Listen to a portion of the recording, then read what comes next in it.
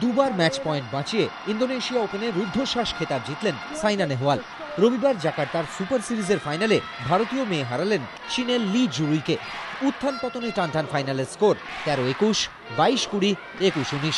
সব মিলিয়ে কেরিয়ারে এটি সাইনার তৃতীয় ইন্দোনেশিয়া ওপেন খেতাব।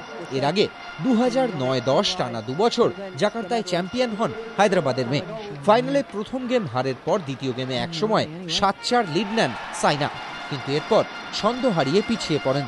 দ্বিতীয় গেমেই দুবার ম্যাচ পয়েন্টে দাঁড়িয়েছিলেন চীনের মেয়ে লি, কিন্তু স্নায়ুর চাপ সামলে ম্যাচকে তৃতীয় গেমে টেনে নিয়ে যান সাইনা।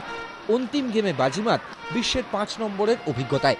साइना ने जो ये दिखाया है कि भाई वो दोनों टूर्नामेंट 2 सप्ताह के बीच में जीत के आई है, तो इससे ये चीज देखने को मिलती है कि उसके अंदर एक जोश बढ़ा है, उत्साह बढ़ा है और उसकी प्रैक्टिस का जो रंग है वो ऐसा आया है कि वो आने वाले ओलंपिक्स में अवश्य कुछ अच्छा करके दिखाएगी।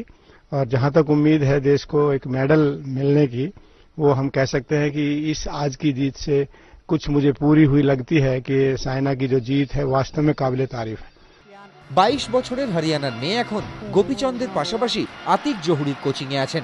অলিম্পিকের আগে সাইনার আত্মবিশ্বাস আরও বাড়ালো জাকার্তার এই খেতাব। এবিপি আনন্দ।